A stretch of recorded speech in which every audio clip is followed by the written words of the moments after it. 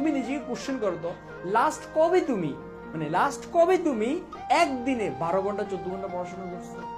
তুমি নিজে দেখো তো। তোমার কিন্তু মেধা আছে, আর এমন না যে আল্লাহ তোমাকে মেধা দেন, তোমার যথেষ্ট মেধা আছে, বাট তুমি এই মেধাটাকে কাজে লাগাচ্ছ। মেধা একটা মানুষের জন্য আল্লাহ প্রদত্ত কত বড় সম্পদ, এটা আমরা খুব ভালো করে জানি। দেখো, তোমার কি মনে আছে ওই যে ছোটবেলায় তোমার আম্মু তোমার প্রাইভেট স্যারকে বলতো যে স্যার ওর মেধা খুব ভালো, ও পড়লে পড়া খুব মনে রাখতে পারে, কিন্তু ওর দুষ্টামির জন্য, ওর বান্দরামির জন্য, খেলাধুলার জন্য ও পড়ে না। তাহলে তুমিও জানো তোমার মেধা খুব ভালো, তুমিও জানো একটা পড়া শেষ করতে তোমার কতক্ষণ লাগে, বাট তুমি নিজের বিবেককে প্রশ্ন করো তো, তুমি কি তোমার মেধার সঠিক মূল্যায়ন করতেছো? তুমি কি তোমার এই মেধাকে কাজে লাগাচ্ছ? কিন্তু উত্তর হচ্ছে না। দেখো, মেধা আল্লাহ প্রদত্ত কত বড় একটা নিয়ামত, কত বড় একটা সম্পদ, এটা আমরা খুব ভালো করেই জানি। মাথায় রাখবা, আল্লাহ সবাইকে সমান মেধা দেয় না, আমাদের প্রত্যেকের মেধা সমান না। আমার একটা স্কুল ফ্রেন্ড ছিল, মানে স্কুলের বন্ধু, আমরা দুইজন একসাথে মোটামুটি পড়াশোনা করতাম, বাট ও সারাদিন সকাল দুপুর সন্ধ্যা রাত সারাদিন পড়াশোনা করতো, তবুও ওকে কোশ্চেন করলে পারতো না ঠিকভাবে, মনে রাখতে পারতো না, এরকম করতো, বাট ও অনেক করতো। আমরা তো বুঝতাম যে ওর হয়তো একটু মেধা শক্তি কম, ও পড়া মনে রাখতে পারে কম, বাট ওর থেকে আমরা আরো অল্প পড়ে মনে রাখতে পারি। তুমি নিজেকে প্রশ্ন করো তো, তোমার মেধা শক্তি কি এত দুর্বল যে তুমি একটা পড়া পড়লে মনে রাখতে পারো না? তুমি নিজেকে প্রশ্ন করো যে তোমার মেধা শক্তি কি এতই দুর্বল যে তুমি একটা পড়া পড়লে মনে রাখতে পারো না? তুমিও খুব ভালো করে জানো যে তুমি যদি ঠিক মাগরিবের পরে মনোযোগ দিয়ে যদি 1 ঘন্টা পড়াশোনা করো, তুমি যা পড়বা তাই টু জেড মনে রাখতে পারবা, জাস্ট রিভিশন দিতে হবে। তুমি দেখো তো, তুমি কেন নিজের এই মেধাকে, আল্লাহর এত সুন্দর দেওয়া চমৎকার একটা মেধাকে তুমি অবমূল্যায়ন করতেছো? তুমি কাজে লাগাচ্ছ না কেন? একটা সময় পর এগুলো যেন আফসোস করবা। দেখো, তুমি নিজেই খেয়াল করো তো, তোমরা হয়তো এখন এইচএসসি পরীক্ষা দিচ্ছ, আর কিছুদিন পরে দিবা, বা অ্যাডমিশন দিচ্ছ, তার সময়টা খুব সীমিত, খুবই সীমিত। তুমি নিজেকে কোশ্চেন করো তো, লাস্ট কবে তুমি একদিনে 12 ঘন্টা 14 ঘন্টা পড়াশোনা করছো? তুমি নিজেই দেখো তো। তোমার কিন্তু মেধা আছে, আর এমন না যে আল্লাহ তোমাকে মেধা দেন, তোমার যথেষ্ট মেধা আছে, বাট তুমি এই মেধাটাকে কাজে লাগাচ্ছ না। এইচএসসির এই সময়টা খুবই সংক্ষিপ্ত, অ্যাডমিশনের এই সময়টা খুবই সংক্ষিপ্ত, এই সময় পরিশ্রম করতে হবে, বাট পরিশ্রমের পাশাপাশি আল্লাহ তোমাকে মেধা দিছে, বাট তুমি তোমার এই মেধাকে কাজে লাগাচ্ছ না। যদি কাজে না লাগাও, লাইফে কখনো শাইন করতে পারবে না।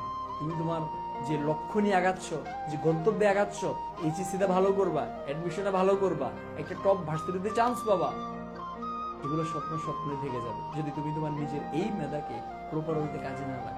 সো আমি একটা রিকোয়েস্ট করবো, যার মেধা নেই সে বুঝে। তোমার অনেক ফ্রেন্ড আছে যারা তোমার একটানা 5 ঘন্টা 7 ঘন্টা 10 ঘন্টা পড়াশোনা করো, খুব কিছু একটা মনে রাখতে পারো না, বাট তুমি জানো যে তুমি 4-5 ঘন্টা পড়লেই তুমি কি পরিমাণ পড়া তোমার কভার করতে পারো। তুমি নিজের উপর বিশ্বাস রাখো, হয়তো তোমার মনে হচ্ছে আমি কি মেধাবী, আমার কি মেধা আছে?